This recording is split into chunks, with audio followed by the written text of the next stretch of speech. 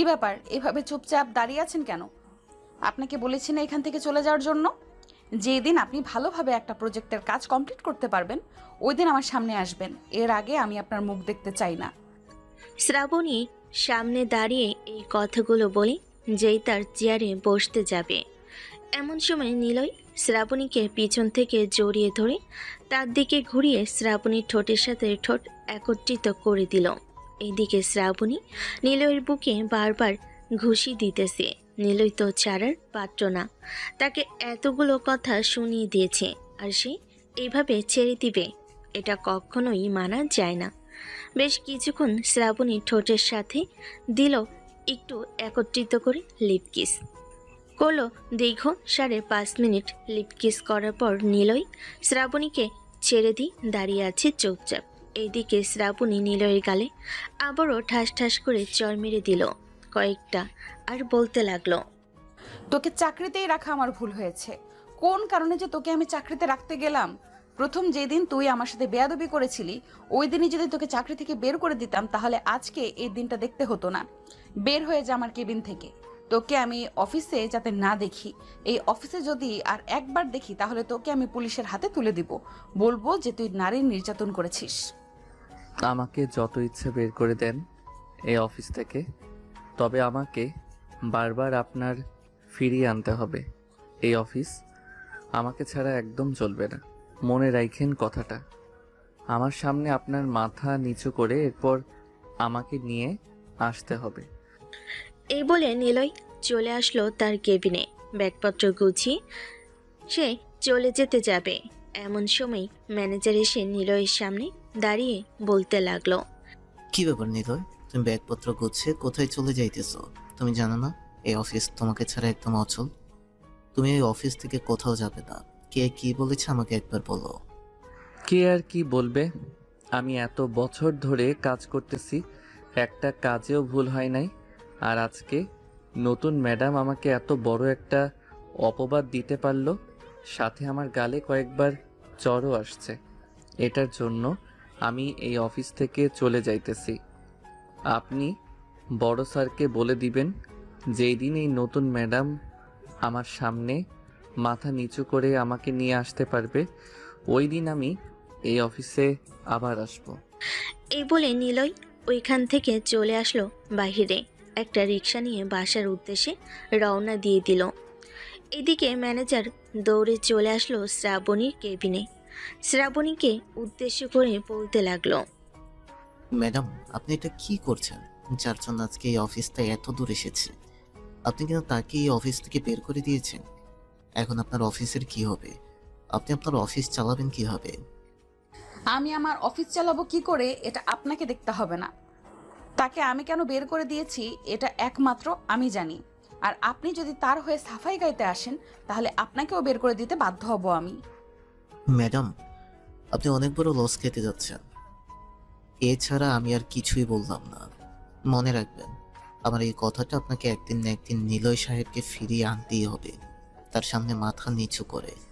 যখন দরকার হবে তখন আমি আনবো নাকি আনবো না এটা একমাত্র আমি জানি।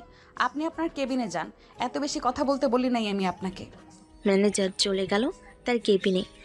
এদিকে শ্রাবণী কয়েকটা ফাইল দেখে বসে আছে। এমন সময় তার কেবিনের ভিতর কয়েকজন বড় বড় বিজনেসম্যান প্রবেশ করলো আর বলতে লাগলো, হ্যালো মিস শ্রাবণী, আমাদের কাজগুলো কতটুকু এগিয়েছে আর কতদিন লাগবে কাজগুলো শেষ করতে? আমাকে আর 1 সপ্তাহ সময় দেন। 1 সপ্তাহের মধ্যে আপনাদের কাজ পুরো কমপ্লিট হয়ে যাবে। এটা তো কোনো কথা ছিল না। আপনার সাথে ডিল হয়েছে যে 4 দিনের মধ্যে এই কাজটা কমপ্লিট করে দিবেন। আপনার আব্বুর সাথে আমরা এত বছর ধরে কাজ করতেছি, উনি যে কথা বলেছে তার একটা কথা আর নড়চড় হয় নাই। আর আপনি অফিসে এসে জয়েন করার পর থেকে আপনার কথা নড়চড় হচ্ছে। এরকম করলে কিন্তু আমি আপনাকে আর কাজ দিব না কোনো। নয়ন সাহেব, আমি আপনার সাথে একমত। ওনাকে কাজ দিয়েছি, আজকে প্রায় 10 দিন হয়ে গেছে। 10 দিনের মধ্যে একটা কাজও কমপ্লিট হয় নাই। এখন যদি ওনার আব্বু এইখানে থাকতো তাহলে 10 দিন লাগতো না, 4 থেকে 5 দিনের মধ্যে পুরো কাজগুলো কমপ্লিট করে দিতে পারতো। আর আপনাদের অফিসের নিলয় সাহেব কোথায়? ওনার ভরসায় আমরা আপনাদের অফিসের সব কাজ দিয়ে দিয়ে এসেছি, কারণ ওনার কাজগুলো একেবারে নিখুঁত এবং সুন্দরভাবে করা হয়। আপনি ওনাকে ডাক দিন, আমি ওনার সাথে কথা বলবো। আর আমার ফাইলের কাজ কার কাছে দিয়েছেন করার জন্য? ওনার কাছে দিয়েছিলাম, তবে উনি কাজগুলো ভুল করেছে, তাই ওনাকে এই অফিস থেকে বরখাস্ত করা হয়েছে। আর আপনাদের কাজ আপনারা সামনের সপ্তাহের মধ্যে বুঝে নেবেন। এরপর আপনারা কাজ দিবেন নাকি দিবেন না, এটা আপনার ব্যাপার। ঠিক আছে, আপনি এই কাজটা আমাদেরকে বুঝিয়ে দেন সামনের সপ্তাহে। এরপর আমরা আর আপনার অফিসে কোনো কাজ দেবো না। হাসান সাহেব চলেন, ম্যানেজারের কাছ থেকে নিলয় নাম্বারটা নিয়ে আমরা ওনার সাথে যোগাযোগ করি। মাসে যদি ওনাকে 4 লক্ষ টাকা দিই তবু আমাদের কোনো সমস্যা হবে না। আমাদের অফিস অনেক দ্রুত উন্নতি পাবে। এত অহংকার নিয়ে কাজ করা একদম অসম্ভব। অহংকার নিয়ে কাজ করলে কখনই কোনো কাজে সফল হওয়া যায় না। এই বলে নয়ন আর হাসান সাহেব চলে আসলো ম্যানেজারের কাছে। ম্যানেজারের কাছ থেকে নিলয়ের ফোন নাম্বারটা নিয়ে চলে আসলো বাহিরে। গাড়িতে বসে নিলয়কে ফোন দিতেই ওই পাশ থেকে নিলয় কলটা রিসিভ করলো। নয়ন সাহেব নিলয়কে উদ্দেশ্য করে বলতে লাগলো, হ্যালো মিস্টার নিলয়, আপনি কোথায় আছেন? আমরা আপনার সাথে দেখা করতে চাই। আপনার ঠিকানাটা একটু দেন তো। আপনাকে নাকি শ্রাবণী গ্রুপ অফ কোম্পানি থেকে বরখাস্ত করা হয়েছে। এটার জন্য আমরা আপনাকে 4 লক্ষ টাকা বেতনে আমাদের অফিসে চাকরি দিতে চাইতেছি। আপনি আমাদের সাথে দেখা করেন। সরি স্যার, আমি এত টাকার বেতনের চাকরি করি না। আমার এত টাকার প্রয়োজন নেই। আপনি এক কাজ করেন, আপনার কাজের ফাইলটা আমাকে দিয়ে যান, তাহলে আমি আপনার কাজের ফাইলগুলো কমপ্লিট করে এরপর আপনাকে দিয়ে দিব। ঠিক আছে, আমি আমার কাজের ফাইলটা আপনাকে দিয়ে যাইতেছি। সাথে হাসান সাহেবও আছে, ওনার কাজের ফাইলটা আপনাকে দিয়ে যাব। যত দ্রুত সম্ভব আমাদের কাজটা কমপ্লিট করে দেবেন। ঠিক আছে, আপনি চিন্তা করবেন না, আপনাদের দুজনের কাজ খুব দ্রুত কমপ্লিট হয়ে যাবে। আর আপনার কাজটা কমপ্লিট করা আছে, আপনি একবার ফাইলটা চেক করে দেখে নেবেন। আপনার কাজের ডিল কত টাকা হয়েছিল ওই টাকা আপনি ম্যাডামকে দিয়ে আসবেন। আর ওনাকে বলার প্রয়োজন নেই যে আপনারা আমাকে ফাইলগুলো দিয়ে যাইতেছেন কাজ করার জন্য। এটা একদম গোপন থাকবে, জাস্ট আমাদের মধ্যে কথা হবে এবং বাকি কাজ হবে। ঠিক আছে মিস্টার নিলয় সাহেব, আমরা 1 ঘন্টার মধ্যে আমাদের ফাইলগুলো আপনার কাছে পৌঁছে দিতেছি। এই বলে নয়ন কলটা কেটে দিয়ে আবারও গাড়ি ঘুরিয়ে চলে আসলো শ্রাবণী গ্রুপ অফ কোম্পানিতে। শ্রাবণী কেবিনে ঢুকে শ্রাবণীকে উদ্দেশ্য করে নয়ন বলতে লাগলো, মিস শ্রাবণী, আমরা আপনাকে দিয়ে আর কাজ করাবো না। যতটুকু কাজ করেছেন ততটুকু কাজ দিয়ে দেন, আমরা আমাদের ফাইলের পুরো টাকা দিয়ে দিতেছি। কেন মিস্টার নিলয় সাহেব, আমি তো আপনাদেরকে বলেছি যে আমাকে আর 1 সপ্তাহ সময় দেন। 1 সপ্তাহ সময় দিলে আমি আপনাদের কাজটা পুরোপুরি কমপ্লিট করে দিব। আপনারা কি আমাকে 1 সপ্তাহ সময় দিতে পারবেন না? না, আমরা আপনাকে আর একদিনও সময় দিতে পারবো না। আপনাকে যেটা বলেছি সেটাই করেন, এত বেশি কথা আমরা শুনতে চাই না। আমাদের ফাইলগুলো দিয়ে দেন, কাজ হোক বা না হোক আমরা আপনাকে টাকা দিয়ে দিতেছি। শ্রাবণী ফাইলগুলো বের করে দিয়ে দিল। এইদিকে নয়ন আর হাসান সাহেব টাকা দিয়ে চলে আসলো বাহিরে। নিলয়ের দেওয়া লোকেশনে চলে এসে নিলয়কে ফোন দিতেই নিলয় চলে আসলো তাদের কাছে। ফাইলগুলো নিয়ে চলে আসলো বাসায়। অন্যদিকে ম্যানেজার ফোন দিল শ্রাবণীর আব্বুকে। ওপাশ থেকে শ্রাবণীর আব্বু কলটা রিসিভ করতে ম্যানেজার বলতে লাগলো, স্যার, আপনার মেয়ে নিলয় সাহেবকে অফিস থেকে বের করে দিয়েছে। আপনি তো জানেন নিলয় সাহেবের কাজগুলো কতটা নিখুঁতভাবে করা হয়। মানে আপনি এসব কি বলতেছেন? আর কখন বের করে দিয়েছে? আমাকে ফোন দেন নাই কেন তখন? স্যার, এই যে 2 ঘন্টা আগে বের করে দিয়েছে। আর আমি একটা কাজে গিয়েছিলাম, ওই কাজটা শেষ করে আসলাম মাত্র। এসে শুনতেছি নয়ন সাহেব আর হাসান সাহেব তাদের কাজ ফিরিয়ে নিয়েছে। তারা আর আপনার অফিসে কোনো কাজ দিবে না। নয়ন সাহেব আর হাসান সাহেব যদি অন্যান্য অফিসের মালিকদেরকে বলে দেয় তাহলে আপনার অফিস তো 1 মাসের মধ্যে বন্ধ হয়ে যাবে। তখন আপনি কি করবেন? আমি এখনই অফিসে আসছি স্যার। আপনি নিলয়কে ফোন দিয়ে বলেন অফিসে আসার জন্য। স্যার, উনি আসবে না যতক্ষণ না ম্যাডাম ওনার কাছে মাপ চেয়ে মাথা নত করে তাকে না নিয়ে আসবে ততক্ষণ নাকি উনি আসবে না। ওনাকে নাকি অনেক কিছু করেছে। মেয়েটা যে কি করে না, মেয়েটার জন্য আমি পথে বসতে দিতেছি। আমার অনেক বড় ভুল হয়েছে তাকে বিদেশ থেকে নিয়ে এসে। তাকে যদি বিদেশে রাখতাম, ওইখানে যদি একটা অফিস কিনে তাকে দিয়ে দিতাম তাহলে খুব ভালো হতো। ভেবেছিলাম মেয়েটা আমার ঠিকভাবে কাজ করতে পারবে, কিন্তু মেয়েটা তো দেখতেছি আমাকে পথে বসিয়ে ছাড়বে। এই বলে শ্রাবণীর আব্বু কলটা কেটে দিয়ে চলে আসলো নিচে। শ্রাবণীর আব্বুকে এতটা চিন্তিত দেখে শ্রাবণীর আম্মু বলতে লাগলো, কি হয়েছে শ্রাবণীর আব্বু? আপনাকে দেখে এত চিন্তিত লাগতেছে কেন? আর এখন এই সময় কোথায় যাইতেছেন আপনি? আপনার শরীর তো ভালো না। কোথায় আর যাবো? তোমার মেয়ে নিলয়কে অফিস থেকে বের করে দিয়েছে, যার জন্য অফিসটা এত দূর এসেছে। তাকেই নাকি বের করে দিয়েছে অফিস থেকে। তোমার মেয়েকে মন চাইতেছে এখন গলা টিপে মেরে ফেলার জন্য। এত কষ্ট করে আমি আমার অফিসটা এত দূর নিয়ে এসেছি, আজকে তোমার মেয়ের জন্য আমার অফিসটা পথে বসতে চলেছে। এই বলে শ্রাবণীর আব্বু গাড়ি নিয়ে চলে আসলো অফিসে। এসে দেখে শ্রাবণী বসে বসে কফি খাইতেছে আর ফোন টিপতেছে। এটা দেখে শ্রাবণীর আব্বু বলতে লাগলো, তোকে কি আমি অফিসে এটার জন্য রেখেছিলাম? তুই আমার অফিসের কর্মীদের সাথে খারাপ ব্যবহার করে এরপর এখানে শান্তিমতো কফি খাবি আর ফোন টিপবি? আব্বু, তোমার কর্মচারী আমার সাথে অনেক খারাপ ব্যবহার করেছে এবং আমার সাথে অনেক কিছু করেছে। এটার জন্য আমি তাকে এই অফিস থেকে বের করে দিয়েছি। আর নয়ন সাহেব এবং হাসান সাহেব টাকা দিয়ে চলে গেছে, বলেছে যে আর আমাদেরকে কাজ দিবে না। তুই জানিস ওনারা চলে যাওয়াতে আমার কতটা ক্ষতি হয়েছে, আরও কত ক্ষতি হতে যেতেছে জানিস? এসব বলতেছে শ্রাবণীর আব্বু শ্রাবণীকে। এইদিকে কেবিনের ভিতর প্রবেশ করলো অন্যান্য অফিসের সকল এমডিরা। শ্রাবণীর আব্বুকে উদ্দেশ্য করে বলতে লাগলো, মিস্টার শিমুল সাহেব, আপনার কাছে আমরা অনেক কৃতজ্ঞ জানাচ্ছি। এত বছর আমাদের সাথে কাজ করে আপনার অফিসটা এত দূর নিয়ে এসেছেন। আমরা কেউ আর আপনাকে কাজ দিতে পারবো না। আজ থেকে আপনার কাছে কাজ দেওয়া পুরোপুরিভাবে বন্ধ করে দিলাম। স্যার, এমনটা করবেন না। এখন থেকে আমার মেয়ে আর এই অফিসে বসবে না। আমি এখন থেকে এই অফিসে বসবো। আসলে আমি কিছুদিন অসুস্থ ছিলাম, তো এটার জন্য অফিসে আসতে পারি নাই ঠিক মতো, তাই আমার মেয়েকে পাঠিয়েছিলাম। আব্বু, ওনাদের কাছে এত রিকোয়েস্ট করার কি আছে? ওনারা কাজ দিলে দিবে, না দিলে না দিবে। আমি বাহিরের দেশের লোক নিয়ে এরপর কাজ করব। এইরকম কাজ বাহিরের দেশে অনেক চলে। বলেছি নাকি আমাদের মাঝে কথা বলার জন্য? তুই চুপচাপ থাক একদম। তোর জন্য সব কিছু হয়েছে। আলমগীর সাহেব, আপনি সবাইকে নিয়ে চলে যান। আমি আপনাকে কথা দিতেছি, আপনাদের সকলের কাজ আগামী 1 সপ্তাহের মধ্যে শেষ করে দেওয়া হবে। নয়ন সাহেব এবং হাসান সাহেবের সাথে আমি কথা বলতেছি, আপনারা প্লিজ রাগ করবেন না। আমি যদি অসুস্থ না থাকতাম তাহলে অবশ্যই আপনাদের কাজ তাড়াতাড়ি শেষ করে দিতাম। আপনার কথায় আমরা চলে যাইতেছি, তবে আপনার মেয়েকে কম কথা বলতে বলবেন।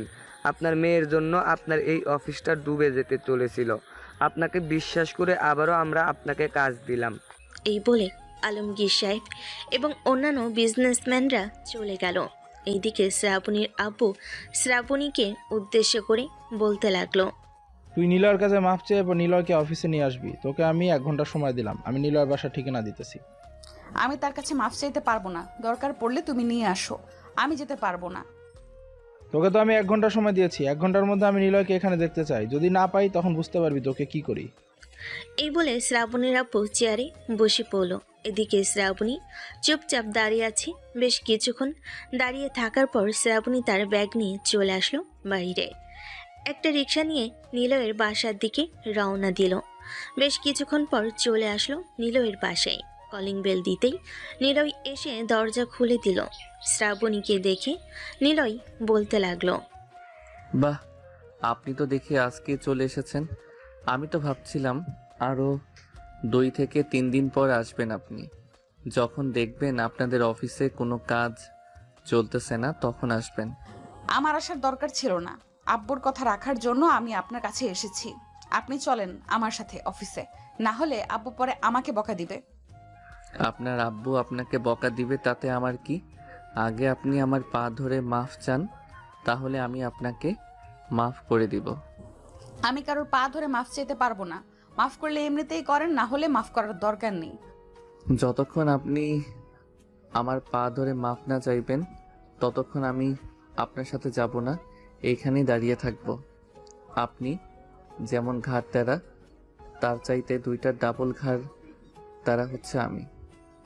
এই বলে নিলয় চুপচাপ দরজার সাথে হেলান দিয়ে দাঁড়িয়ে রইল। বেশ কিছুক্ষণ পর শ্রাবণী নিলয় পা ধরে মাপ চাইতে যাবে। এমন সময় নিলয় সরে গিয়ে বলতে লাগলো, থাক, আপনার মাফ চাইতে হবে না। আপনি এখানে দাঁড়ান, আমি ফাইলগুলো নিয়ে আসতেছি। এই বলে নিলয় চলে আসলো বাড়ির ভিতর। ফাইলগুলো ব্যাগের ভিতর ভরে চলে আসলো বাইরে। শ্রাবণীকে নিয়ে আবারও চলে আসলো অফিসে।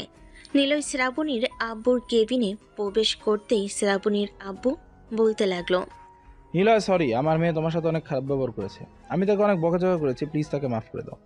স্যার, আপনার সরি বলতে হবে না, তাকে আমি আগেই মাফ করে দিয়েছি। আর এত রাগ ভালো না।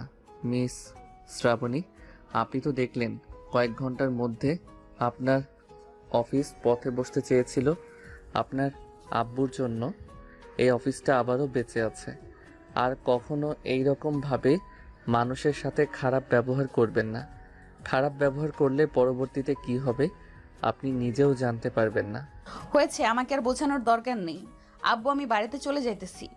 যদি কোনো দরকার হয় তাহলে আমাকে ফোন দিবে, এর আগে ফোন দিবে না। এই বলে শ্রাবণী চলে আসলো বাহিরে। তার গাড়িটা নিয়ে চলে আসলো সোজা বাসায়। এদিকে শ্রাবণীর আব্বু বলতে লাগলো, নীলা, আমি তাদেরকে কথা দিয়েছি আগামী 1 সপ্তাহের মধ্যে তাদের সকল কাজ কমপ্লিট করে দিয়ে দিব। তুমি কি তাদের কাজ করেছো নাকি তাদের কাজ করবে? স্যার, তাদের কাজ পুরোপুরিভাবে কমপ্লিট আছে। আপনি তাদেরকে ফোন দিয়ে বলে দেন যে এসে নিয়ে যাওয়ার জন্য। আর আপনি তো সুস্থ, অফিসে এসেছেন, কেন বাসায় চলে যান, ম্যানেজারকে বলে যান অফিসটা দেখার জন্য। আর আপনার মেয়েকে খুব ভালোভাবে বুঝিয়ে এরপর অফিসে পাঠাবেন। এইভাবে যদি সবার সাথে খারাপ ব্যবহার করে তাহলে তো অফিস চলবে না। তাকে আর কিভাবে বোঝাবো বলো? তাকে আমি বোঝাতে বোঝাতে অসুস্থ হয়ে গেছি। সে সবসময় এরকম করে। তাকে পাল্টানোর জন্য তুমি কিছু করতে পারবে নীলা? স্যার, আমি আমার তরফ থেকে অনেক চেষ্টা করব, দেখি তাকে পাল্টানো যায় কিনা। পাল্টানোর মালিক একমাত্র আল্লাহ। উনি যদি পাল্টে দেয় তাহলে আপনার মেয়ে পাল্টে যাবে। আপনি এখন বাসায় চলে যান আর তাদেরকে বলে দেন যে অফিস থেকে এসে ফাইলগুলো নিয়ে যাওয়ার জন্য। আমি তাদেরকে ফাইলগুলো বুঝিয়ে দিব। ঠিক আছে, তুমি তোমার কেবিনে যাও, আমি তাদেরকে ফোন দিয়ে বলতেছি। আর আমি বাসায় যাইতেছি। তুমিও খেয়াল রাখবে ম্যানেজারের সাথে অফিসটা। আমি কালকে শ্রাবণীকে ভালোভাবে বুঝিয়ে এরপর অফিসে পাঠাবো। সে আর কখনো তোমার সাথে খারাপ ব্যবহার করবে না এবং বাকিদের সাথেও না। এই বলে শ্রাবণীর আপু চলে গেল নিচে। অন্যান্য অফিসের মালিকদেরকে বলে দিল যে ফাইলগুলো এসে নিয়ে যাওয়ার জন্য। এইদিকে নিলয় তার কেবিনে এসে বসে পড়তেই পাশের কয়েকটা কেবিন থেকে লোক এলো আর বলতে লাগলো, ধন্যবাদ নিলয় ভাই আপনাকে এই মেয়েটাকে সাহায্য করার জন্য। আপনাকে যদি বের করে না দিত তাহলে এসে এত অপমান হতো। যাক, ভালোই হয়েছে, এখন মন দিয়ে কাজ করেন। নিলয় সন্ধ্যা অবধি কাজ করে আসলো। বাসায় কলিং বেল দিতেই তার আম্মু এসে দরজা খুলে দিল। নিলয়কে দেখে বলতে লাগলো, কি রে নিলয়, তুই না বাড়িতে চলে এসেছিলি অফিস থেকে? তাহলে আবার অফিসে কখন গেলি? আর আমাকে বলেও গেলি না? অফিসে ম্যাডাম এসেছিল আম্মু, ওনার সাথে চলে গিয়েছিলাম অফিসে। তোমাকে আর বলে যেতে মনে নাই? আব্বুকে তো বলে গেছি আমি। তোর আব্বু তো আমাকে কিছু বলে নাই। আচ্ছা যাই হোক, যা ফ্রেশ হয়ে আয়, এরপর তোর সাথে কিছু গুরুত্বপূর্ণ কথা আছে। আচ্ছা, আমি ফ্রেশ হয়ে আসি, এরপর না হয় তোমার সব কথা শুনবো। এই বলে নিলয় চলে আসলো তার রুমে। ফ্রেশ হয়ে কিছুক্ষণ রেস্ট করে চলে আসলো নিচে। নিলয় তার আম্মুর পাশে বসে তার আম্মুকে উদ্দেশ্য করে বলতে লাগলো, এখন বলো আম্মু, কি বলবে আমাকে? নিলয়, তোর আব্বু আর আমি একটা মেয়ে পছন্দ করেছি। মেয়েটা দেখতে মাশাআল্লাহ অনেক সুন্দর, তোর সাথে খুব মানাবে। আমি তোর রুমের ড্রয়ারে মেয়েটার ছবি রেখে এসেছি। তুই একবার দেখে আমাদেরকে জানাস তো। যদি তোর পছন্দ হয় তাহলে ওই মেয়ের সাথেই তোর বিয়ে ঠিক করব। ঠিক আছে আম্মু, আমি এই মেয়েটার ছবি দেখে এরপর জানাবো। আর মেয়েটা কি করে এখন? আমি তো শুনেছি এই মেয়েটা বিদেশ থেকে লেখাপড়া করে এরপর দেশে এসেছে। এখন কি করে এটা তো আর জানি না। তুই আগে মেয়েটাকে পছন্দ কর, এরপর না হয় দেখা যাবে মেয়েটা কি করে আর কি করে না। আচ্ছা, এখন তাহলে আমাকে এখন খাবার দাও। রাত 9টা বেজে গেছে। কালকে আবার তাড়াতাড়ি অফিসে গিয়ে কাজ করতে হবে। এই বলে নিলয় খাবার টেবিলে এসে খাওয়া দাওয়া করে চলে গেল আবার তার রুমে। বিছানায় শুয়ে পড়তেই তার আম্মুর কথাগুলো মনে পড়ল।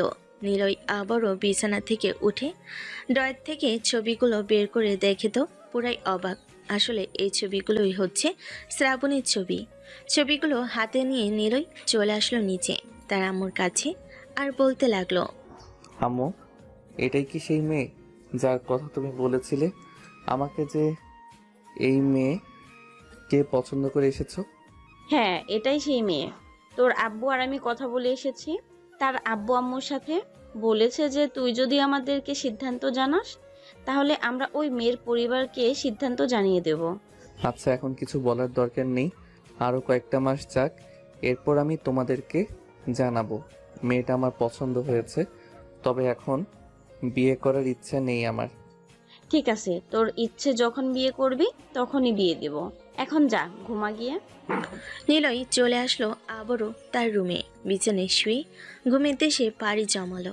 পরের দিন সকাল 7টায় ফোনের অ্যালার্মের শব্দে ঘুম ভেঙে গেল তার। ঘুম থেকে উঠে ফ্রেশ হয়ে চলে আসলো নিচে। টেবিলের উপর থেকে পাউরুটি আর জেলি নিয়ে খেতে খেতে চলে আসলো আবারও তার রুমে। অফিসের জন্য রেডি হয়ে নিচে আসলো আর আম্মু খাবার বেড়ে দিতেই খাবারগুলো নিয়ে অফিসের দিকে রওনা দিল। বেশ কিছুক্ষণের মধ্যেই চলে আসলো অফিসে। আজকে একটু তাড়াতাড়ি চলে এসেছে, অনেক কাজ থাকার কারণে। নিলয় তার কেবিনে বসে কাজ শুরু করে দিল। 1 ঘন্টা পর বাকি সবে এসে নিলয়কে এত তাড়াতাড়ি আসতে দেখে বলতে লাগলো, কি নিলয় ভাই, আজকে এত তাড়াতাড়ি চলে এসেছেন? কোনো সারপ্রাইজ আছে নাকি? আরে না সৃজন ভাই, কোনো সারপ্রাইজ নেই। আজকে একটু তাড়াতাড়ি ঘুম থেকে উঠে গেছি, তো এটার জন্য চলে এসেছি তাড়াতাড়ি। আর আজকে একটু জরুরি কাজ ছিল, তাই আরও আগে আগে চলে এসেছি। ও আচ্ছা, তো আজকে কি শ্রাবণী ম্যাডাম আসবে নাকি আমাদের বড় স্যার আসবে? এটা তো আমি সঠিক বলতে পারতেছি না, তবে স্যার তো কালকে বলে গিয়েছিল যে শ্রাবণী ম্যাডামকে বুঝিয়ে সুঝিয়ে পাঠাবে। এখন কাকে পাঠাই নাকি উনি আসে কে জানে। আচ্ছা, যেই আসুক না কেন আমরা আমাদের কাজ করি। আর মাহমুদাকে একটু বলবে তো আমার কেবিনে আসার জন্য, ওর কাছে একটা ফাইল আছে, ওইটা বলবে নিয়ে আসার জন্য। ও আচ্ছা, তাহলে আপনি কাজ করেন, আমি মাহমুদাকে পাঠাই। এই বলে সৃজন চলে আসলো মাহমুদার কাছে। মাহমুদাকে বলে দিতেই মাহমুদা চলে আসলো নিলয় কেবিনে। একটা চেয়ার টেনে বসে পড়তে নিলয় বলতে লাগলো, এই কাজ কতটুকু এগিয়েছে? আর এইভাবে যদি দেরি করো তাহলে তো স্যার অনেক বকাঝকা করবে। কাজ না পারলে আমার কাছে চলে আসবে, আমি তো বলেছি তোমাকে বুঝিয়ে দিব। নিলয় ভাইয়া, আমি তো অন্য কাজ করছিলাম, এই কাজটা আর তেমন বেশি করতে পারি নাই। অর্ধেকটা রেখে পরে অন্য কাজগুলো করেছি যেগুলো জরুরি ছিল। ভাবছিলাম যে আজকে আপনার সাথে পরামর্শ করে এরপরে এই কাজটা ধরবো। আচ্ছা, তুমি এখন তোমার কেবিনে চলে যাও। এখন যেহেতু আমি সব কাজ সেরে ফেলেছি, সো এই কাজটা শেষ করে ফেলতে পারবো আমি একাই। মাহমুদা চলে গেল তার কেবিনে। এইদিকে শ্রাবণী দাঁড়িয়ে দাঁড়িয়ে সব কিছু দেখছিল। আকাশ এই ফাইলের কাজটা শেষ করে সবগুলো ফাইল নিয়ে চলে আসলো শ্রাবণীর কেবিনে। সবগুলো ফাইল টেবিলের উপর রেখে বলতে লাগলো, ম্যাডাম, আপনি এই ফাইলগুলো সই করে দিয়ে সবাইকে ফোন দিয়ে বলে দিবেন যে এসে নিয়ে যাওয়ার জন্য। আর আজকে তো তেমন কোনো কাজ নেই, আমি তাহলে এখন একটু বাহির থেকে ঘুরে আসি। ওয়েট মিস্টার নিলয়, আপনি নিজেকে কি মনে করেন? এই অফিসের বস নাকি এই অফিসের কর্মচারী নাকি এই অফিসের ম্যানেজারের কোনটা? ম্যাডাম, আমি সবসময় যা ভেবে এসেছি তাই এখনো ভাবি। আমি নিজেকে এই অফিসের একজন সাধারণ কর্মচারী মনে করি। সো আপনি কি বোঝাতে চাইছেন একটু ভালোভাবে বুঝিয়ে বলবেন, তাহলে আমার বুঝতে সুবিধা হবে। তাহলে আপনি অন্যান্য কর্মচারীদের সাথে এইরকম কি রং তামাশা শুরু করেছেন? একটা মেয়েকে আপনার কেবিনে বসিয়ে তারপর কি করছিলেন ওইগুলো? এটার জন্যই কালকে আপনাকে বের করে দিয়েছিলাম অফিস থেকে, কিন্তু আব্বু আবারও নিয়ে এসেছে আপনাকে। ম্যাডাম, আপনার যদি এতই সন্দেহ থাকে আমার উপর, তাহলে সিসি ক্যামেরা চেক করতে পারেন। পুরো অফিসের প্রত্যেকটা কেবিনে সিসি ক্যামেরা লাগানো আছে। 77 নাম্বার সিসি ক্যামেরা চেক করেন, দেখেন আমি ওই মেয়েটার সাথে কি কথা বলছিলাম আর কি বুঝিয়ে দিয়েছিলাম। আমার এত চেক করার দরকার নেই, আপনি ক্যারেক্টার লুসই থাকবেন। ম্যাডাম, আমি কিন্তু আবারও আপনাকে বলে দিতেছি যে এইসব খারাপ কথা বলবেন না আমাকে। আমি এই অফিসে টাকার বিনিময়ে কাজ করি আর আমি কাজ করে দেই। সো আমাকে এসব বলার অধিকার নেই আপনার। আমার কাজে ভুল হতো তাহলে আপনি আমাকে বলতে পারতেন, কিন্তু আমার কাজে কোনো ভুল হয় না। হয়েছে, নিজের প্রশংসা নিজেকে করতে হবে না। আপনি কেমন কাজ পারেন এটা আমার খুব ভালো করেই জানা আছে। আপনার চাইতে বেশি ভালো কাজ আমি জানি। যেহেতু আপনি আমার থেকে বেশি ভালো কাজ জানেন, তাহলে আপনি নিজের অফিস নিজেই সামলাতে পারবেন।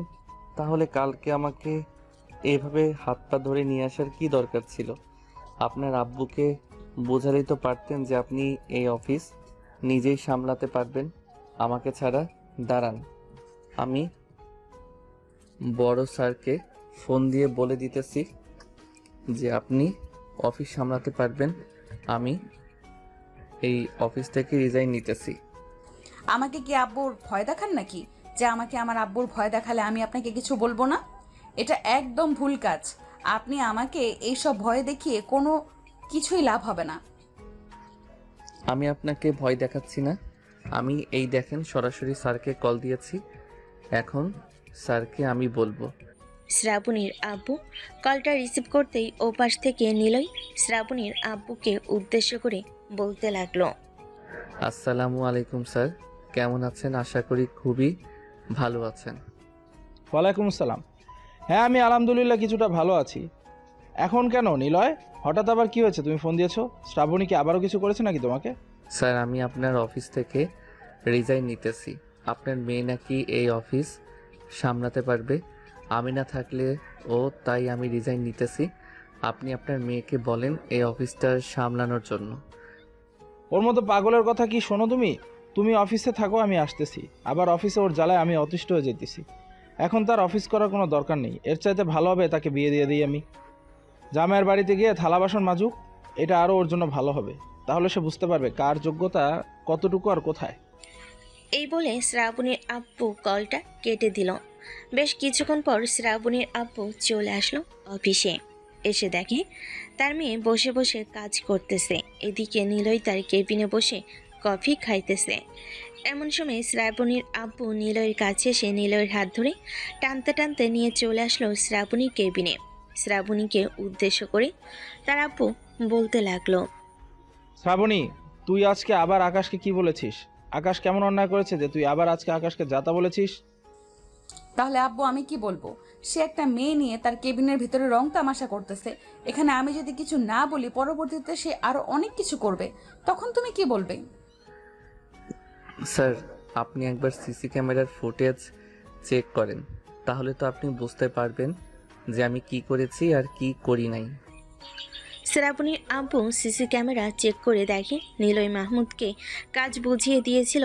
এটা দেখে শ্রাবণীর আব্বুর গালে ঠাস করে চড় মেরে বলতে গেল, তুই সবসময় দেখে শুনে এরপরে কথা বলবি। আর কাল থেকে তোর অফিসে আসার কোনো দরকার নেই। যেদিন একেবারে ভালো হতে পারবি, কাউকে কিছু না বলতে পারবি, ওই দিন তুই অফিসে আসতে পারবি। আর আমি তোর বিয়ে ঠিক করব খুব শীঘ্রই। নিলয়, তুমি তোমার কেবিনে যাও, গিয়ে কাজ করো। আর তোমাকে অনেক ধন্যবাদ, তুমি আমার অফিসের জন্য অনেক কিছু করতেছো। স্যার, এটা আমি একা করতেছি না, সাথে আপনি এবং বাকি কর্মচারীরাও আছে। সো সবাই মিলে আমরা কাজটা করতেছি। আর স্যার, এখন তো আমার কাজ নেই, আমি একটু বাইরে যেতে চেয়েছিলাম। যদি অনুমতি দিতেন তাহলে আমি বাহির থেকে একটু ঘুরে আসতে পারতাম, মনটাও ফ্রেশ থাকতো। ঠিক আছে, তুমি যাও। এখন যেহেতু কাজ নেই তোমার, তুমি ঘুরে আসো কিছুক্ষণের জন্য। নিলয় আর কিছু না বলে চলে আসলো নিচে। একটা রিক্সা নিয়ে তার পরিচিত একটা কফি শপে চলে আসলো। ভাই, আপনি আগের মতো আর কফি খেতে আসেন না কেন? আগে তো প্রতিদিন আসতেন কফি খাওয়ার জন্য। এখন কি আমাদের কফি আপনার ভালো লাগে না নাকি? হ্যাঁ, তোমাদের কফি সবচাইতে বেশি ভালো লাগে আমার। আর এখন একটু কাজের চাপ তো বেশি, তাই আর কি আসতে পারি না, তবে আসার চেষ্টা করি। এই যে আজকে কাজ নেই, চলে এসেছি এখানে কিছুক্ষণ থেকে কফি খেয়ে এরপর আবার চলে যাব। ঠিক আছে, আপনি প্রতিদিন আসার চেষ্টা করবেন। আপনি আসলে আমরা অনেক খুশি হই, কারণ আপনি আমাদের প্রত্যেককে 10 টাকা, 20 টাকা, 30 টাকা, এমনকি 100 টাকাও টিপ দেন। ঠিক আছে, তোমরা চিন্তা করো না, আমি প্রতিদিন আসবো এখন থেকে। যখনই সময় পাই তখনই চলে আসবো। এই বলে নিলয় কফি খেতে লাগলো। অন্যদিকে শ্রাবণী রাগের মাথায় তার আব্বুকে উদ্দেশ্য করে বলতে লাগলো, আমাকে যেহেতু অফিসের কাজ করতে দিবে না আমার মতো করে, সো আমি আর অফিসে আসবো না। তোমার তো বিশ্বস্ত লোক আছে, ওই যে কি যেন নাম, হ্যাঁ নিলয়, এবং ম্যানেজার আছে, তাদেরকে বলবে যে তোমার সকল কাজগুলো করে দেওয়ার জন্য। হ্যাঁ, তারা অবশ্যই করে দিবে, কারণ আমি তাদের বস। আমি যা বলবো তাড়াতাড়ি করবে। আমি ভেবেছিলাম তোকে আমার অফিসে বসিয়ে দিয়ে এরপর শান্তিতে কয়েকদিন থাকবো, কিন্তু শান্তিতে কি করে থাকবো? তার মধ্যে তো তুই আবার অশান্তি লাগিয়ে দিয়েছিস। আমি ভেবেছি যে তোকে ভালো একটা ছেলের সাথে বিয়ে দিয়ে দিবি, কয়েকদিন ঘর সংসার করার পর বুঝতে পারবি কেমন। আমার এখন বিয়ে করার কোনো ইন্টারেস্ট নেই, সো আমি কোনো বিয়ে টিয়ে করতে পারবো না এখন। আমি বাড়িতে থাকবো, দরকার পড়লে অফিসের আসবো না। ঠিক আছে, তোর অফিসে আসার কোনো দরকার নেই, তুই চলে যা বাসায়, আমি একাই সামলে নিতে পারবো সকল কাজ। শ্রাবণী অফিস থেকে চলে গেল বাসায়। কলিং বেল দিতেই তার আম্মু সে দরজা খুলে দিল। শ্রাবণীকে দেখে তার আম্মু বলতে লাগলো, কি রে, অফিসে গিয়ে সবার সাথে এরকমভাবে ব্যবহার করিস কেন? আমেরিকা থেকে পড়ালেখা করিয়ে নিচ্ছি, এসব ব্যবহার করার জন্য নাকি? আমার তো মনে হচ্ছে তোকে আমেরিকায় শুধু শুধু পড়ালেখা করিয়েছি। আমেরিকায় তোকে পড়ালেখা না করিয়ে দেশে রেখে যদি পড়ালেখা করাতাম তাহলে সুশিক্ষায় বড় হতো, মানুষের সাথে বেয়াদবি করতে পারতি না কখনো। শ্রাবণী চুপচাপ তার আম্মুর কথা শুনে চলে আসলো তার রুমে। দরজাটা ঠাস করে লাগিয়ে দিয়ে বিছানার উপর ফোনটা রেখে ওয়াশরুমে এসে শাওয়ারটা ছেড়ে দিল। দীর্ঘ 2 ঘন্টা শাওয়ারের নিচে দাঁড়িয়ে গোসল করে বাইরে চলে আসলো। অন্যদিকে নিলয় কফি খাওয়া শেষ করে অফিসে চলে এসেছে। তার বসের কেবিনে ঢুকতেই নিলয়কে উদ্দেশ্য করে শ্রাবণীর আব্বু বলতে লাগলো, নীলা, তোমার সাথে আমার কিছু গুরুত্বপূর্ণ কথা আছে, তুমি আমার কথাটা রাখবে? স্যার, রাখার মতো যদি কোনো কথা হয় তাহলে আমি অবশ্যই রাখবো। আপনার এমন কোনো কথাই নেই যে আমি কখনো রাখি নাই। তুমি তো আমার মেয়েটাকে বেশ ভালো করে দেখতেছো, সে কেমন? আমি আমার মেয়েকে তোমার হাতে তুলে দিতে চাইতেছি, যাতে আমার মেয়েটা তোমার কাছ থেকে একটু সুশিক্ষা পায়। মানে বুঝি নাই স্যার, আপনি আমার হাতে তুলে দিতে চাইতেছেন মানে কিভাবে তুলে দিতে চাইতেছেন? ওইটা যদি একটু বুঝিয়ে বলতেন তাহলে খুব ভালো হতো। আমি আমার মেয়ের সাথে তোমার বিয়ে দিতে চাই, যদি তোমার কোনো আপত্তি না থাকে। স্যার, আপনার মেয়ে যেরকম ব্যবহার করে আমার সাথে, এখন যদি আমি বিয়ে করে আমার বাসায় নিয়ে যাই তাকে, তাহলে আমার আব্বু আম্মুর সাথে কী রকম ব্যবহার করবে আপনি বুঝতেই পারছেন। আমি আপনার মেয়েকে এমনিতে একটু শিক্ষা দিতে চাই। কাল থেকে আপনার মেয়েকে অফিসে পাঠাবেন, যাই কিছু হয়ে যাক না কেন। অফিসে আপনি অফিসে আসবেন না, আপনার মেয়ে যতবার ফোন দিক তবু আসবেন না। আমি দেখি একবার চেষ্টা করে, যদি তাকে শুধরাতে পারি তাহলে সে শুধরাবে, আর না হয় তাকে কখনোই শুধরানো যাবে না। হ্যাঁ, তুমি একটু চেষ্টা করো, তুমি যদি তাকে শুধরাতে পারো, আমি তোমাকে নিজে কথা দিতেছি, আমি আমার মেয়ের সাথে তোমার বিয়ে দিব। আমার কথা নড়চড় হবে না একটু। ঠিক আছে স্যার, আমি চেষ্টা করব আপনার মেয়েকে পরিবর্তন করার। আরও যদি কোনো কাজ থাকে তাহলে দিতে পারেন, আর না থাকলে আমি বাড়িতে চলে যাইতেছি। এইখানে থেকে কি করব? সবাই তো সবার কাজ করতেছে, আড্ডা আর দিতে পারবো না। ঠিক আছে, তুমি চলে যাও। কালকে বলেছে যে নয়ন স্যার আরও কয়েকটা প্রজেক্ট আমাদের হাতে দিবে, ওইগুলো না হয় তুমি করবে আস্তে আস্তে। আর তোমাকে দেখি আমার কেবিনে শিফট করা যায় কিনা। আমার কেবিনে থাকলে তুমি আমার মেয়েকে আরও বেশি করে শিক্ষা দিতে পারবে। ঠিক আছে, আপনি দেখেন, যদি পারেন, আর না পারলেও সমস্যা নেই। এই বলে নিলয় চলে আসলো বাইরে। এমন সময় তার ফোনটা বেজে উঠল। তাকিয়ে দেখে তার বন্ধু ফয়সাল কল দিয়েছে। কলটা রিসিভ করতেই ওপাশ থেকে ফয়সাল বলতে লাগলো, হ্যালো নিলয়, তুই কোথায় আছিস রে? আমি তোদের বাসায় গিয়েছিলাম, আন্টি বললো যে তুই নাকি অফিসে গিয়েছিস। এই তো আমি বাড়ির দিকে আসতেছি। তুই কবে এসেছিস দেশে, আর এখন তুই কোথায় আছিস আমাকে বল, আমি তোর লোকেশনে আসতেছি। আমি কিছুক্ষণের মধ্যে 4 রাস্তার মোড়ে আসতেছি, তুই 4 রাস্তার মোড়ে এসে দাঁড়া। নিলয় কলটা কেটে দিয়ে চলে আসলো 4 রাস্তার মোড়ে। 2-3 মিনিট দাঁড়াতেই ফয়সাল এসে নিলয়ের সামনে হাজির। ফয়সাল নিলয়কে জড়িয়ে ধরে বলতে লাগলো, কেমন আছিস বন্ধু? অনেকদিন পর তোর সাথে দেখা হয়েছে, সেই কবে তোর সাথে কথা বলেছিলাম আর আজকে কথা বললাম, আর তুই না বলে অফিসে চলে গিয়েছিলি। তাহলে এত তাড়াতাড়ি চলে আসলি যে? অফিসে তেমন কাজ নেই, এটার জন্য চলে এসেছি তাড়াতাড়ি। তার আগে তুই বল, দেশের বাইরে গিয়েছিলি, ওইখানে নিজের একটা প্রতিষ্ঠান দাঁড়া করতে পারছিস নাকি? হ্যাঁ, তারা তো করেছি, তবে আর একটা কাজ ছেড়ে ফেলেছি। ওই খানের একটা মেয়েকে বিয়ে করে ফেলেছি। মেয়ে নিজে এসে আমাকে প্রপোজ করেছিল, এরপর তার সাথে 2 বছর রিলেশন করার পর তাকে বিয়ে করে দেশে নিয়ে এসেছি। কিন্তু এখন আব্বু আম্মুকে কিভাবে বুঝাবো বল? ওনারা তো আমার কোনো কথাই বুঝবে না, তাই তোকে নিয়ে যেতে এসেছি। তুই বুঝালে ওরা নিশ্চয়ই বুঝবে। হ্যাঁ চল, তাহলে যাওয়া যাক। আর তোর বউ কোথায়, তাকে নিয়ে চল। আর তোর বউ বাংলা পারে নাকি? হ্যাঁ, আমি তাকে সব বাংলা শিখিয়ে দিয়েছি, সে এখন পুরো বাংলা ভাষায় কথা বলতে পারে। তাহলে তো আর কোনো সমস্যা হলো না, তোর আব্বু আম্মুরও সমস্যা হবে না।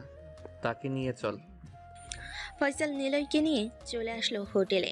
হোটেল থেকে চেক আউট করে ফয়সাল তার বউকে নিয়ে চলে আসলো বাসায়। কলিং বেল দিতেই ফয়সালের আম্মু সে দরজা খুলে দিল। ফয়সালকে দেখে ফয়সালের আম্মু জড়িয়ে ধরলো আর বলতে লাগলো, বাবা কেমন আছিস? অনেক দিন পর তোর সাথে দেখা হয়েছে। তুই তো আমাদের কোনো খোঁজ খবরই রাখিস না। আর এই মেয়েটাকে দেখে তো মনে হচ্ছে বিদেশি বিদেশি। হ্যাঁ, এই মেয়েটা হচ্ছে বিদেশি। তার আগে আমাদেরকে বাড়ির ভিতরে নিয়ে যান, এরপরে আমি আপনাকে সবকিছু বুঝিয়ে বলতেছি। ফয়সালের আম্মু সবাইকে নিয়ে চলে আসলো বাড়ির ভিতর। নিলয় ফয়সালের আম্মুকে সবকিছু বুঝিয়ে দিতেই ফয়সালের আম্মু সবকিছু বুঝে ফেল। ফয়সালের আম্মু হাসি মুখে বলতে লাগলো, আমার ছেলের পছন্দ হয়েছে তো আমারও পছন্দ হয়েছে। চলো তুমি আমার সাথে, আজকে তোমাকে শাড়ি পরিয়ে দিব। এখন তুমি আমার সাথে রান্নাঘরে চলো, রান্না করবে। আর নিলয়, তুমি কিন্তু খাবার খেয়ে এরপর আমাদের বাড়ি থেকে যাবে, এর আগে যেতে পারবে না। ঠিক আছে আন্টি, আমি খাবার খেয়ে এরপর আপনাদের বাসা থেকে যাব, এর আগে আমি যাব না। ফয়সাল চল, এখন তোর রুমে যাই। রুমে গিয়ে আড্ডা দেই আর মেয়েটার ব্যাপারে সব কিছু জেনে নেই। হ্যাঁ চল, রুমে যাওয়া যাক। এ বলে ফয়সাল আর নিলয় চলে আসলো রুমে। ফয়সাল নিলয়কে সবকিছু বলতে লাগলো। নিলয়, মেয়েটার সাথে আমার পরিচয় হয় কলেজ থেকে। প্রথমে আমরা ফ্রেন্ড ছিলাম, পরে সে আমাকে প্রপোজ করে, আমি আর তাকে মানা করি নাই। এরপর থেকে আমরা রিলেশনে যাই। 2 বছর রিলেশন করার পর তাকে বিয়ে করিয়ে তার আব্বু আম্মু রাজি আছে আমাদের বিয়েতে। ফাতেমার নামে যা কিছু লেখা ছিল, অফিস বাড়ি ঘর সবকিছু ফাতেমা আমার নামে লিখে দিয়েছে। আমি বলেছিলাম আমার এসব কোনো কিছু লাগবে না, তবু সে আমাকে লিখে দিয়েছে। বলেছে যে আমি তো তার বর, সো আমার নামে সবকিছু থাকলেই চলবে। বেশ ভালো হয়েছে, এখন তুই ওই অফিসটা ভালোভাবে সামলা, ভবিষ্যতে যাতে কোনো কিছু করতে পারিস। হ্যাঁ তা তো বুঝতাম, আর আমি অফিসের কাজ ধরে ফেলেছি, সবকিছু আস্তে আস্তে বুঝে ফেলতেছি। আর তুই এখনো বিয়ে করিস নাই কেন? বয়স তো আর কম হলো না, প্রায় 25 পার হয়ে যাইতেছে। হ্যাঁ, কয়েকদিন পর বিয়ে করব। আসলে একটা মেয়েকে পছন্দ করে ফেলেছি তো। মেয়েটা একটু বদমেজাজি, অনেক রাগী টাইপের। এটার জন্য মেয়েটাকে কিছু বলতে পারতেছি না। কয়েকটা দিন শিক্ষা দিয়ে এরপর নিজের আয়ত্তে করে তাকে বলে দিব যে তাকে আমি বিয়ে করব। ও আচ্ছা, বেশ ভালো কথা তো। নিজের আয়ত্তে রাখলে নিজের বউ সবসময় নিজের কন্ট্রোলে রাখতে পারবি। ওই দেখ, আমাদের জন্য চা বানিয়ে নিয়ে এসেছে। দুজনকে চা দিয়ে ফাতেমা চলে গেল আবারও নিচে। 2 ঘন্টা পর রান্না শেষ হতেই সবাই খাওয়া দাওয়া করে নিল।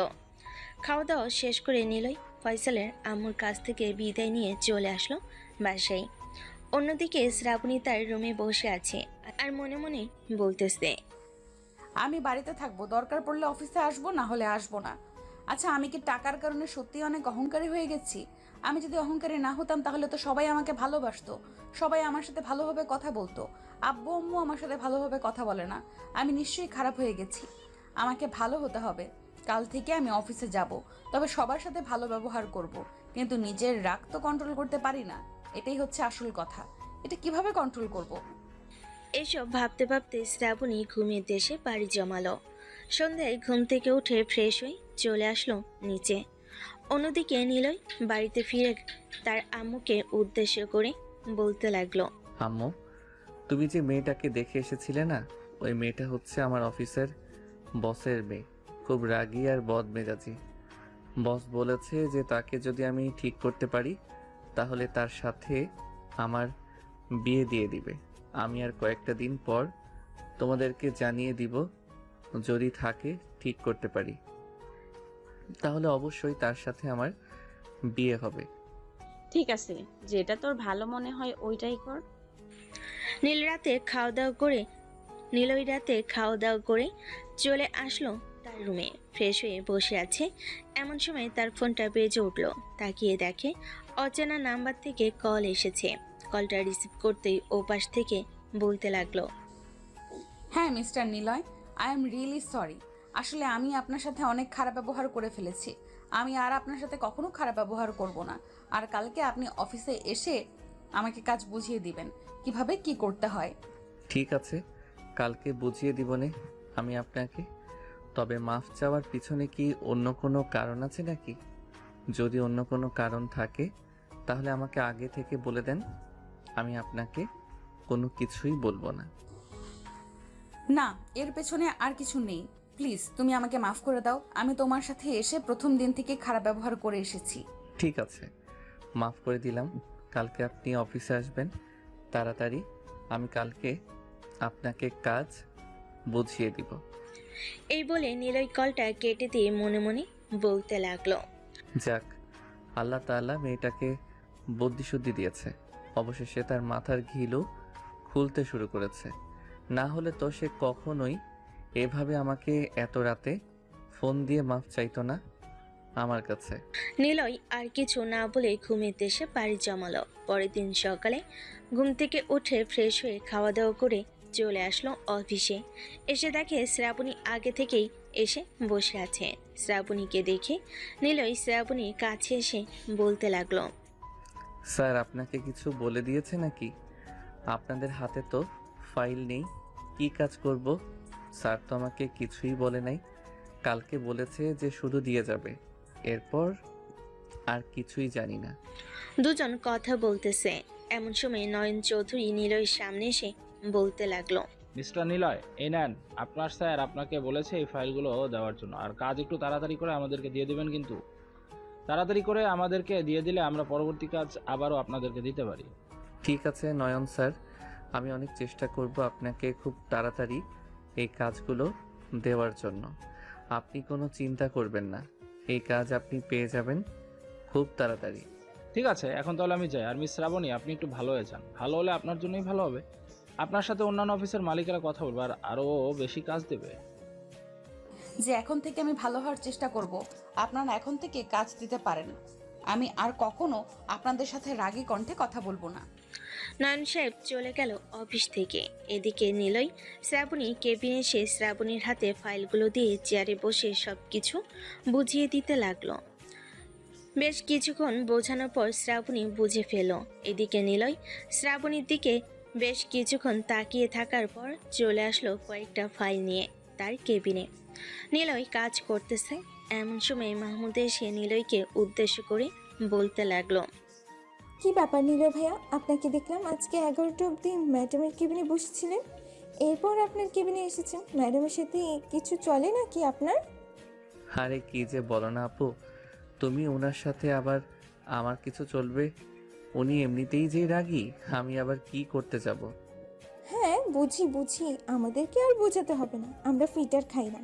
এখন এই ফাইলটা দেখেন তো, এই ফাইলের কাজটা কিভাবে করব আমি বুঝতে পারতেছি না। এই কাজগুলো উল্টো দিয়েছে নাকি সঠিকভাবে দিয়েছে এটাই বুঝতে পারতেছি না। আচ্ছা, তুমি তোমার কেবিনে যাও, আমি ফাইলটা ভালোভাবে ঠিক করে এরপর আমি তোমাকে দিয়ে আসবো। 10 মিনিট সময় দাও। ঠিক আছে, আপনি ফাইলটা ঠিক করে এরপর আমাকে ডাক দিন, আমি চলে আসবো। ঠিক আছে, আমি তোমাকে ডাক দিব নে। এখন তাহলে তুমি যাও। মাহমুদা চলে যেতেই নিলয় ফাইলের কাগজগুলো একেবারে ঠিকঠাক করে 7 মিনিট পর মাহমুদার কেবিনে দিয়ে চলে আসলো আবারও তার কেবিনে। দুপুরে খাবার খাওয়ার জন্য নিলয় সবার সাথে ক্যান্টিনে যাইতেছে। এমন সময় মাহমুদা নিলয়কে উদ্দেশ্য করে বলতে লাগলো, নিলয় চলো আজকে বাহির থেকে খাবার খেয়ে আসি। খাবারের বিলটা না হয় আমিই দিব, যেহেতু তুমি আমাকে এত হেল্প করো, তাহলে আমি আজকে তোমাকে একটা ট্রিট দিই। না আপু, এখন যাওয়া যাবে না, কারণ আমি খাবার নিয়ে এসেছি বাড়ি থেকে। এখন যদি খাবার না খাই তাহলে খাবারগুলো নষ্ট হয়ে যাবে। আমি কালকে খাবার নিয়ে আসবো না, কালকে না হয় আমাকে ট্রিট দিবেন। ঠিক আছে, কালকে তোমাকে ট্রিট দেওয়া হবে। এখন তাহলে তুমি ক্যান্টিনে যাও, আমি খাবার নিয়ে আসতেছি বাইরে থেকে। ঠিক আছে, তাড়াতাড়ি আইসেন কিন্তু। আপনি আসলে এরপর খাওয়া দাওয়া শুরু করব দুইজন মিলে। মাহমুদা চলে যেতে নিলয় চলে আসলো ক্যান্টিনে। বেশ কিছুক্ষণ বসে থাকার পর মাহমুদা আসলো। মাহমুদার সাথে খাবার খাওয়া দাওয়া শেষ করে আবারও কাজে লেগে পড়ল। অন্যদিকে শ্রাবণী কাজ শেষ করে খাওয়া দাওয়া করে বসে আছে। এমন সময় তার কেবিনের ভিতর প্রবেশ করলো নিলয়কে দেখে শ্রাবণী বলতে লাগলো, কি ব্যাপার নিলয়, তুমি কিছু বলবে নাকি? হ্যাঁ, কয়েকটা ফাইল রেডি করা শেষ হয়ে গেছে, এখন আর কাজ করতে মন চাইতেছে না। বাকি কাজগুলো আমি কালকে করে ফেলবো। ঠিক আছে, কালকে সময় করে এরপর আপনি কাজগুলো শেষ করে ফেলবেন। আর আমি এখন বাসায় চলে যেতেছি, আজকে আর অফিসে আসবো না। আসতে আসতে একেবারে কালকে অফিসে আসবো। এই বলে শ্রাবণী চলে গেল বাসায়। অন্যদিকে নিলয় তার কাজ শেষ করে বিকাল 5টার দিকে বাড়িতে চলে আসলো। ফ্রেশ হয়ে হালকা পাতলা কিছু খেয়ে টিভি দেখতেছে। এমন সময় নিলয়ের ফোনটা বেজে উঠল। তাকিয়ে দেখে শ্রাবণীর আব্বু কল দিয়েছে। কলটা রিসিভ করতেই ও পাশ থেকে শ্রাবণীর আব্বু বলতে লাগলো, হ্যালো নিলয়, তুমি এখন কোথায় আছো? তুমি কি আমাদের বাসায় আসতে পারবে একটু? জি স্যার, আসতে পারবো। তবে হঠাৎ এত আর্জেন্ট যাওয়ার জন্য বলতেছেন যে? এমনিতে একটা প্রজেক্টের বিষয়ে আলোচনা করব তো, তাই। আর কি ফোন দিলাম তোমাকে যাতে তুমি চলে আসো। আমি তো এখন অসুস্থ, তাই আমি অফিসে যেতে পারলাম না। ঠিক আছে স্যার, আপনি চিন্তা করবেন না, আমি কিছুক্ষণের মধ্যে চলে আসতেছি। এই বলে নিলয় কলটা কেটে দিয়ে চলে আসলো শ্রাবণীদের বাড়িতে। নিলয় আরও আগেও কয়েকবার এসেছে এই বাড়িতে বিভিন্ন কাজে। কলিং বেল দিতেই শ্রাবণীর আম্মু এসে দরজা খুলে দিল। নিলয় বাড়ির ভিতর ঢুকে সোফায় বসে আছে। এমন সময় শ্রাবণীর আব্বু এবং শ্রাবণী আসলো। শ্রাবণীকে উদ্দেশ্য করে শ্রাবণীর আব্বু বলতে লাগলো, শ্রাবণী, আমার রুম থেকে ফাইলটা নিয়ে আয় তো। ঠিক আছে আব্বু, আমি যাইতেছি, তুমি বসো। শ্রাবণী চলে যেতেই শ্রাবণীর আব্বু বসে পড়ল নিলয়ের পাশে।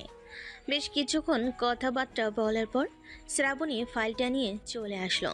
তার আব্বুর হাতে দিয়ে দিতেই তার আব্বু নিলয়ের সাথে কথা বলতে লাগলো কাজের ব্যাপারে। দীর্ঘ কয়েক ঘন্টা বোঝানোর পর নিলয় তার বস এবং শ্রাবণীকে বুঝিয়ে দিল। আচ্ছা নিলয়, একটা কথা বলো তো আমাকে। তুমি এত ভালো কাজ পারো, তাহলে তো তুমি নিজে একটা অফিস খুলতে পারো। তুমি নিজে যদি একটা অফিস খুলো তাহলে তো তোমার অনেক টাকা ইনকাম হবে। স্যার, এত টাকা ইনকাম করে আমি কি করব বলেন তো? আল্লাহর রহমতে যতটুকু ইনকাম করতেছি তা দিয়েই আমার চলে যাবে। এর বেশি ইনকাম আমার দরকার নেই। নিলয় আরও কিছুক্ষণ কথা বলে চলে আসলো বাসায়। অন্যদিকে শ্রাবণীর আব্বু শ্রাবণীকে উদ্দেশ্য করে বলতে লাগলো, শ্রাবণী, আমি একটা সিদ্ধান্ত নিয়েছি। আমার সিদ্ধান্ত, নিলয়ের সাথে আমি তোর বিয়ে দিব। তোর কোনো আপত্তি নেই তো? মানে আব্বু, এসব তুমি কি বলতেছো? নিলয়ের সাথে আমি বিয়ে বসতে যাব কেন? সে একটা গরিব ঘরের ছেলে আর আমি বড়লোক পরিবারের মেয়ে। আমাকে বিয়ে করার জন্য বড় বড় বিজনেসম্যানের ছেলেরা আমার পেছনে ঘোরাফেরা করে, আর তুমি কিনা সাধারণ এই ছেলের সাথে বিয়ে দেওয়ার জন্য পাগল হয়ে গেছো। হ্যাঁ, আমি এই ছেলের সাথে বিয়ে দেওয়ার জন্য পাগল হয়ে গেছি। আমি যা সিদ্ধান্ত নিয়েছি তাই হবে। শ্রাবণীর আম্মু, তুমি তোমার মেয়েকে বুঝাও। সে যদি না বুঝে তাহলে বলো বাড়ি থেকে বের হয়ে যাওয়ার জন্য। এই বলে শ্রাবণীর আব্বু চলে গেল তার রুমে। অন্যদিকে শ্রাবণী তার রুমেও চলে এসে দরজাটা লাগিয়ে দিল। এদিকে নিলয় বাড়িতে এসে ফ্রেশ হয়ে রাতের খাবার খেয়ে ঘুমিয়ে দেশে বাড়ি জমালো। পরের দিন নিলয় অফিস শেষে দেখে শ্রাবণী বা শ্রাবণীর আব্বু কেউ আসে নাই। এটা দেখে নিলয় ম্যানেজার স্যারকে উদ্দেশ্য করে বলতে লাগলো, কি ব্যাপার স্যার, আজকে শ্রাবণী ম্যাডাম বা স্যার একজনও আসে নাই কেন? আমিও বলতে পারতেছি না। শ্রাবণী ম্যাডামকে কল দিয়েছিলাম, উনি তো কল ধরলই না। বসকে ফোন দিয়েছিলাম, বস হয়তো ঘুমোচ্ছে, কারণ অসুস্থ তো উনি। এটার জন্য ওনার ঘুমের প্রয়োজন বেশি। আচ্ছা, তুমি তোমার কাজ করো গিয়ে। ওরা আসলে আসবে, না আসলে পরে আমি ফাইলগুলো বাসায় নিয়ে দিয়ে আসবো।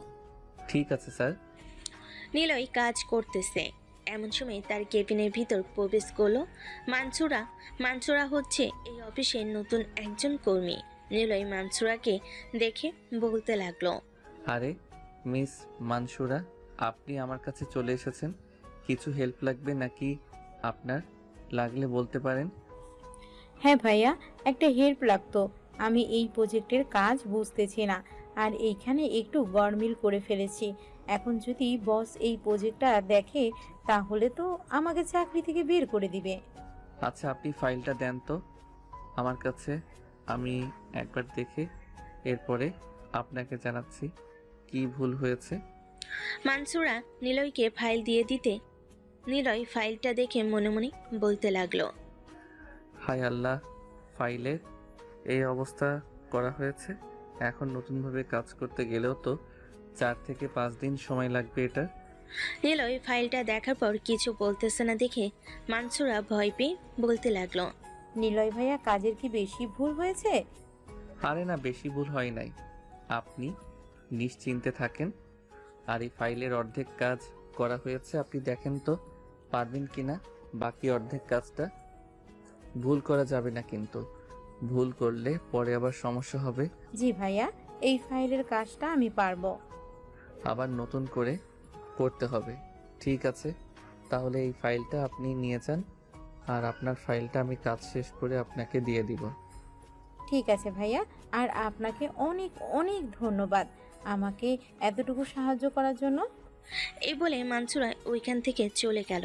অন্যদিকে নিলয় মানসুরার ফাইলের কাজটা করতে লাগলো। দীর্ঘ কয়েক ঘন্টা কাজ করার পর ম্যানেজার এসে নিলয়কে উদ্দেশ্য করে বলতে লাগলো, নিলয়, আমাকে শ্রাবণী ম্যাডাম ডাকতেছে, বলেছে এখনই যাওয়ার জন্য ওনার কেবিনে।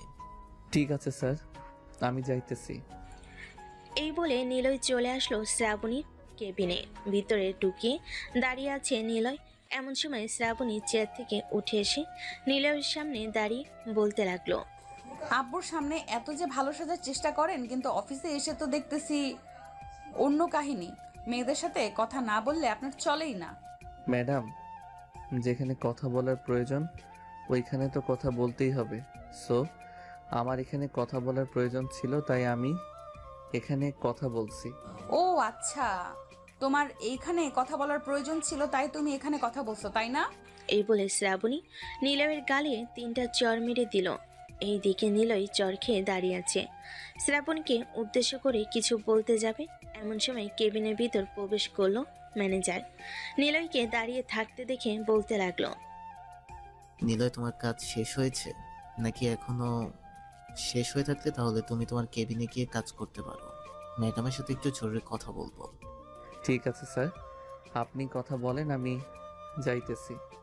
নিলয় চলে যেতেই ম্যানেজার চেয়ারে বসতে বসতে শ্রাবণীকে উদ্দেশ্য করে বলতে লাগলো, শ্রাবণী ম্যাডাম, আপনি যা ভুল করতেছেন, শ্রাবণী ম্যাডাম, আপনি যা বড় ভুল করতেছেন, এটার জন্য আপনাকে অনেক পস্তাতে হবে, এটা বলে দিলাম। ছেলেটা কোনো অপরাধ না করলেও আপনি ছেলেটাকে অপমান করেন, তার গালে চড় মারেন। আমি তো প্রত্যেকদিন সিসি ক্যামেরার ফুটেজ দেখি, সে তো কোনো অপরাধ করে নাই। আপনি কেন বারবার তাকে এভাবে মারধর করেন? ম্যানেজার সাহেব, আপনাকে কিছু বলতে বলেছি। আমি আমার কর্মীর সাথে যা ইচ্ছে তাই ব্যবহার করব। সে যদি থাকতে চায় এই অফিসে থাকবে, আর না থাকতে চাইলে এই অফিস থেকে চলে যাবে। সে যদি এই অফিস থেকে চলে যায় তাহলে তো আপনার হাতে পায়ে ধরে তাকে আনতে হবে। একবার না তাকে হাতে পায়ে ধরে এনেছিলেন, ঠিক ওইভাবে আবারও আনতে হবে যদি এবার চলে যায়। কখনোই না, আমি এবার আর তাকে আনার জন্য যাব না। যার দরকার পড়বে সে এগিয়ে নিয়ে আসবে, আমার দরকার নেই তাকে আনার, তাই আমি আনবো না। এসব বলতেছে শ্রাবণী ম্যানেজারকে। অন্যদিকে নিলয় তার কেবিনে এসে রিজাইন লেটার লেখা শেষ করে চলে আসলো আবারও শ্রাবণীর কেবিনে। আর কত সহ্য করবে এই মেয়েটার অত্যাচার। রিজাইন লেটারটা শ্রাবণীর টেবিলের উপর রেখে বলতে লাগলো, মিস শ্রাবণী, এবার যদি আপনি আমার বাসায় যান তাহলে আমার পা ধরলেও আমি আসবো না, এটা মনে রাখবেন। আপনার অফিস গোল্লায় যাক, তাতে আমার কোনো আপত্তি নেই। অনেকবার আপনি আমার উপর অত্যাচার করেছেন, আপনি অফিসের বস, এটার জন্য আপনাকে কিছু বলি না, না হলে আপনাকে খুব ভালোভাবে একটা শিক্ষা দিয়ে দিতাম। ম্যানেজার স্যার, আপনি কি একটু আপনার কেবিনে যেতে পারবেন? ওনার সাথে আমার খুব জরুরি একটা কথা আছে। ঠিক আছে নিলয়, আমি আমার কেবিনে যাইতেছি, তুই ম্যাডামের সাথে জরুরি কথা সেরে ফেলো। ম্যানেজার চলে যেতে নিলয় শ্রাবণী ঠোঁটের সাথে তার ঠোঁট একত্রিত করে দিল। বেশ কিছুক্ষণ এভাবে যাওয়ার পর নিলয় শ্রাবণীকে ছেড়ে দিয়ে বলতে লাগলো, শেষবারের মতো আপনার ঠোঁটের স্পর্শটা নিয়ে নিলাম। ভবিষ্যতে আপনার ঠোঁটের স্পর্শ নিতে পারবো নাকি পারবো না তার কোনো গ্যারান্টি নেই। ভালো থাকবেন, দোয়া করি আপনাদের অফিসটা ভালো চলুক। এই বলে নিলয় চলে গেল ওইখান থেকে। তার কেবিনে ব্যাগপত্র সবকিছু গুছিয়ে বাড়ির দিকে রওনা দিল। এদিকে ম্যানেজার তার কেবিনে এসে শ্রাবণীর আব্বুকে কল দিয়ে বলতে লাগলো, স্যার, আপনার মেয়ে আবারও নিলয়ের গায়ে হাত তুলেছে। সে এটার কারণে রিজাইন নিয়ে চলে গেছে। আমি এই অফিসার চাকরি করতে পারবো না। হয় আপনার মেয়ে এই অফিসে থাকবে, না হয় আমরা এই অফিসে থাকবো। আপনার সিদ্ধান্ত নিতে হবে কে এই অফিসে থাকবে আর কে থাকবে না। ঠিক আছে ম্যানেজার সাহেব, আমি বিষয়টা দেখতেছি। আপনি অফিসে থাকেন, আর পারলে শ্রাবণীকে গিয়ে বলেন তো একটু বাড়িতে আসার জন্য। তার ব্যবস্থা আমি করতেছি। এইবার আর তাকে ছাড় দেওয়া যাবে না। অনেকবার চেষ্টা করেছি তাকে শুধরানোর, এইবার শেষ কাজ করতে হবে। এই বলে শ্রাবণীর আপু কলটা কেটে দিয়ে কল দিল নিলয়কে। নিলয় বেশ কিছুক্ষণ পর কলটা রিসিভ করতেই ওপাশ থেকে শ্রাবণীর আপু বলতে লাগলো, নীলয়, তুমি তোমার আব্বু আম্মুকে নিয়ে আমাদের বাসায় চলে আসো। আজকে আমি শ্রাবণীর সাথে তোমার বিয়ে দিব। বিয়ের পর সে তোমার স্ত্রী হয়ে যাবে এবং এরপর তুমি তাকে যা ইচ্ছা তাই করতে পারবে। ওইখানে আমার কিছু বলার থাকবে না। উনি যদি স্যার বিয়ে না করতে চায় তখন কি করবেন? বিয়ে করতেই হবে, দরকার পড়লে জোর করে বিয়ে করাবো। তবুও তার বিয়ে করতেই হবে তোমাকে। ঠিক আছে স্যার, আমি আমার আব্বু আম্মুকে নিয়ে আসতেছি। এই বলে নিলয় কলটা কেটে দিয়ে চলে আসলো তার আব্বু আম্মুর রুমে। তার আব্বু আম্মুকে সব কিছু বলার পর নিলয় তার আব্বু আম্মুকে নিয়ে চলে আসলো শ্রাবণীদের বাসায়। কলিং বেল দিতেই শ্রাবণীর আম্মু এসে দরজা খুলে দিল। তিনজন বাড়ির ভিতরে ঢুকে সবার সাথে কথা বলতেছে। দীর্ঘ 10 থেকে 15 মিনিট পর শ্রাবণী বাড়িতে এসে কলিং বেল বাজাতেই তার আম্মু গিয়ে দরজা খুলে দিল। শ্রাবণী তার আম্মুকে দেখে বলতে লাগলো, আম্মু কি হয়েছে আব্বু? এত জরুরি আমাকে ডেকে এনেছো যে অফিস থেকে? আমি জানি নাকি তোকে কেন ডেকে এনেছে? তোর আব্বুকে গিয়ে জিজ্ঞেস কর তোকে কেন ফোন করে ডেকে এনেছে। আমাকে বলতেছিস কেন? শ্রাবণী চলে আসলো তার আব্বুর কাছে। এসে দেখে নিলয়ের আব্বু আম্মু এবং তার আব্বু বসে কথা বলতেছে। নিলয়কে দেখে শ্রাবণী বলতে লাগলো, কি রে, আমার আব্বুর কাছে বিচার দিতে এসেছিস নাকি যে আমি তোর সাথে অফিসে খারাপ ব্যবহার করেছি?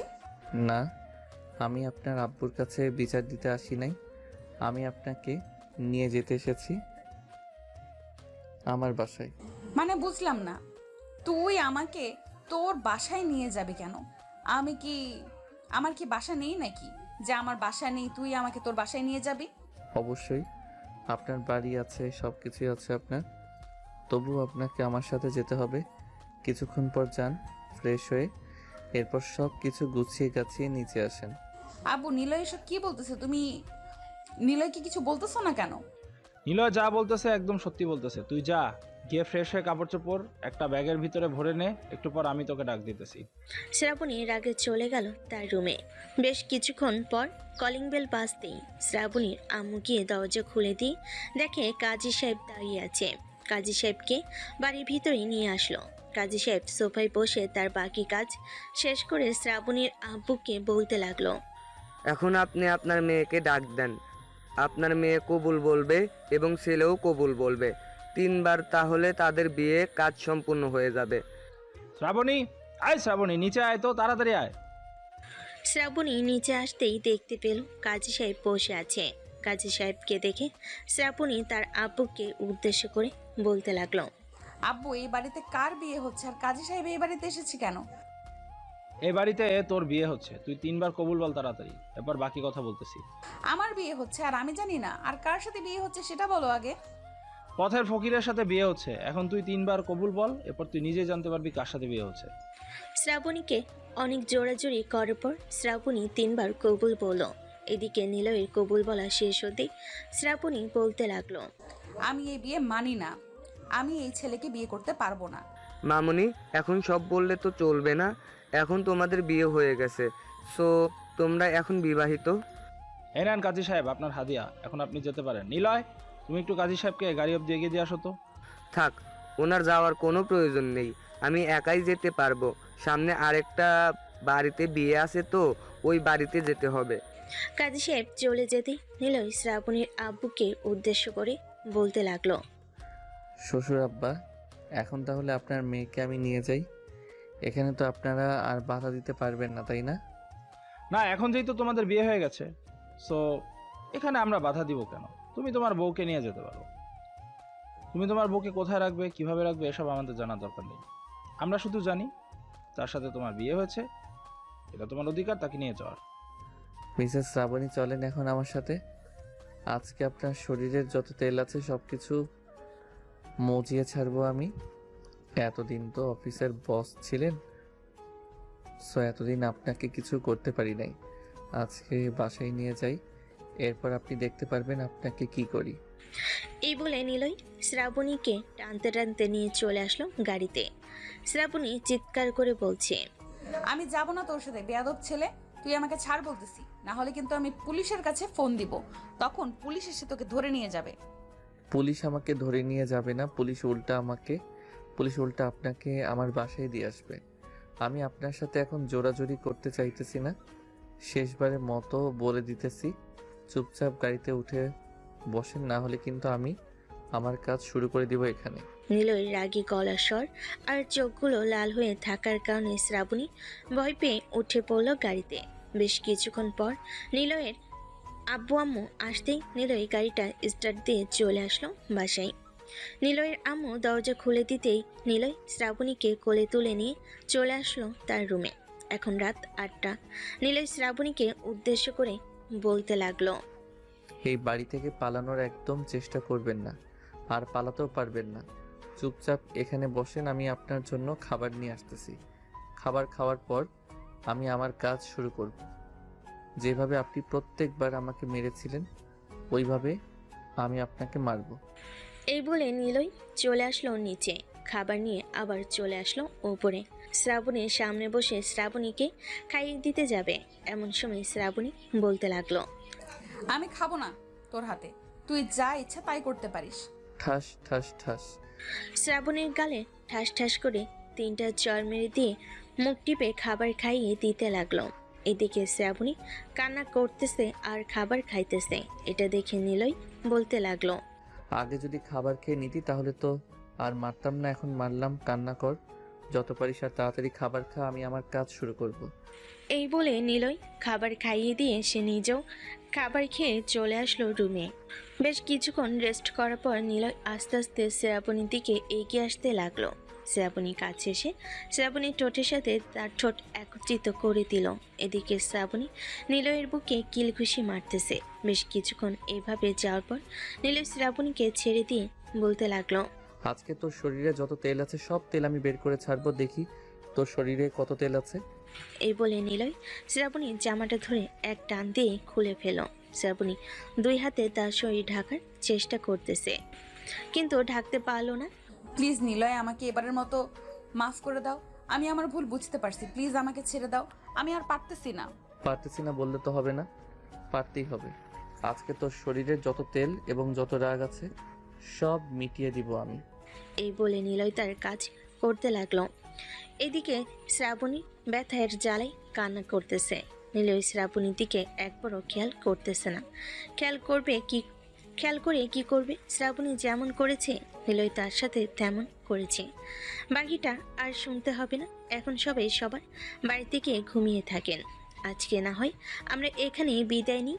নিলয় শ্রাবণীকে পিটাতে থাকুক আর শরীরে যত তেল আর যত রাগ আছে সব কিছু মিটিয়ে ফেলুক। আজকে তাহলে এখানেই সমাপ্ত করলাম।